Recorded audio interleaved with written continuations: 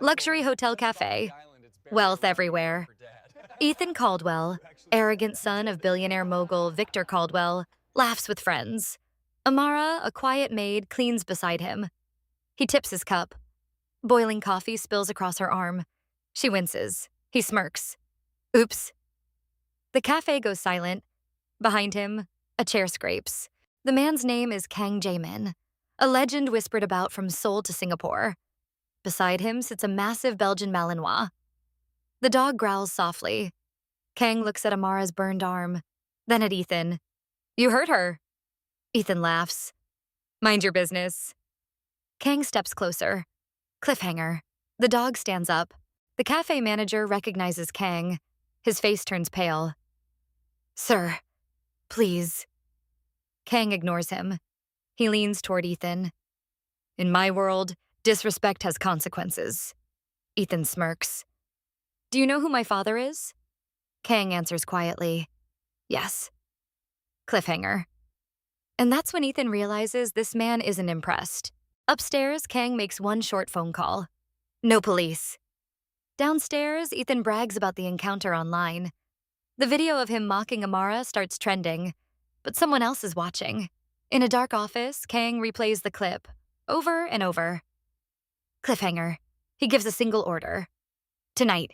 After leaving a nightclub, Ethan's security detail disappears for 90 seconds. That's all it takes. A black van door slides open. The dog's eyes glow in the dark. Ethan tries to scream. A gloved hand covers his mouth. Cliffhanger. The van door shuts. Concrete floor. One hanging light. Ethan wakes up tied to a chair. Across from him stands Kang. Silent. Watching. You spilled something, Kang says calmly. Ethan shakes. My father will destroy you. Kang tilts his head. Your father already called. Cliffhanger. And Kang rejected the offer. Victor Caldwell empties his resources. Private investigators, federal contacts, media pressure. Nothing works. Then an envelope arrives. Inside, a USB and a note. Respect is taught. Cliffhanger, Victor presses play. Video shows Ethan tied up. Crying, begging. Kang places a cup of steaming coffee in front of him. You burned someone who couldn't fight back. Ethan screams before anything even happens. Kang nods. Two men step forward. Cliffhanger. The cup tips. Ethan's scream echoes. His hand is forced against the table, skin blistering. Kang watches without emotion. Pain teaches empathy. But Kang isn't done. He motions to the dog. The dog steps forward. Cliffhanger. The dog stops inches from Ethan's face. Kang doesn't let the dog bite him. He lets the fear sit. For hours, for days. Sleep deprivation, silence, isolation. Ethan breaks. I'm sorry, Kang replies. Too late. Cliffhanger. But the punishment is about to get worse. The warehouse video is leaked online anonymously. Ethan's humiliation becomes global. Hashtags trend worldwide. Caldwell Industries stock crashes. Investors panic. Victor Caldwell watches billions disappear in 24 hours. Cliffhanger. And then the board votes him out. Banks freeze accounts. Partners pull contracts. The Caldwell empire crumbles. Meanwhile, Amara receives an anonymous scholarship fund. No name attached. Just a message. You are seen. She begins to realize someone powerful protected her. Cliffhanger. But she doesn't know who. 3 weeks later, Ethan is dropped outside his father's mansion. Alive. But shaking. His once confident hands tremble permanently. His mind fractured. Victor hugs him, horrified. Ethan whispers. He watched me burn. Cliffhanger. But Ethan isn't the only one who changed. Victor hires assassins. He wants revenge. They track Kang to a penthouse. But they never return. Because Kang was waiting. The dog senses them before they enter.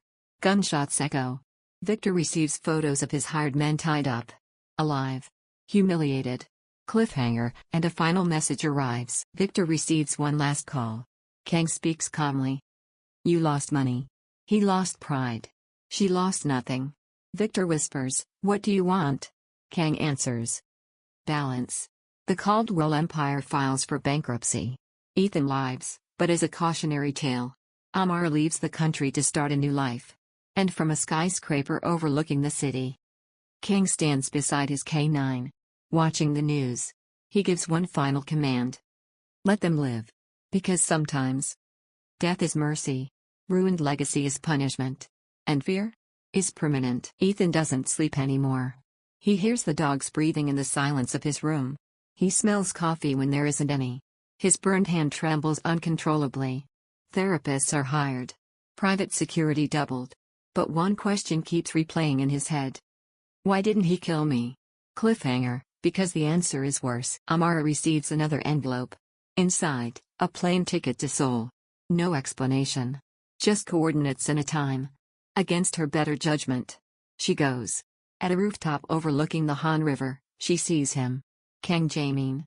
The dog sitting calmly beside him. Cliffhanger, and Kang bows to her. I do not protect weakness, Kang says. I protect dignity. He reveals something shocking. He had been watching the Caldwell family for months, money laundering suspicions, political corruption, exploitation of staff. The coffee incident was simply the final straw. You were the spark, he tells Amara. She realizes this wasn't random. It was strategic. Cliffhanger, and she's part of something much bigger. Back in America, investigations reopen. Anonymous files are leaked to federal authorities. Shell companies. Offshore accounts. Illegal land seizures. Victor Caldwell is indicted. Ethan watches agents raid their mansion. This isn't revenge anymore. It's annihilation. Cliffhanger, Victor makes one final desperate move. Victor turns on his own son. In exchange for a reduced sentence, he offers investigators something explosive. A recorded confession implicating Ethan in financial crimes.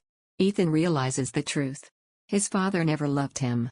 He only loved power. Cliffhanger, and now Ethan has nothing left to lose. Ethan disappears. No security detail. No credit card use. Just rage. He blames Kang. He blames Amara. He blames the world. Weeks later, a familiar Belgian Malinois stiffens on a quiet Seoul street. It smells something familiar.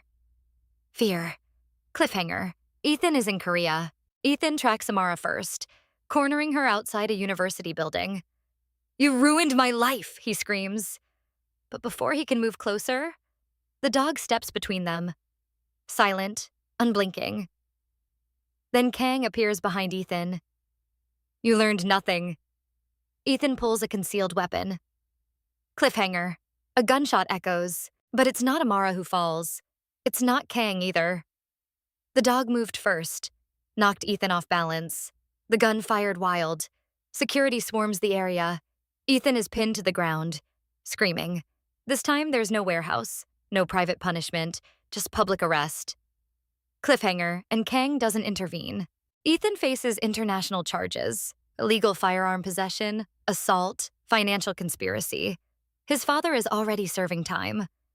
The Caldwell name becomes synonymous with corruption. From a prison cell, Ethan writes one final letter. Not to his father, not to the media. To Amara. It reads, I finally understand. She never responds. Cliffhanger. But Kang reads it, years later. Amara stands at the head of a global foundation protecting exploited workers, funded anonymously. But everyone in certain circles knows who backs it.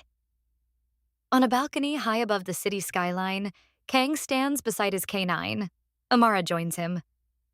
You changed my life, she says. Kang shakes his head.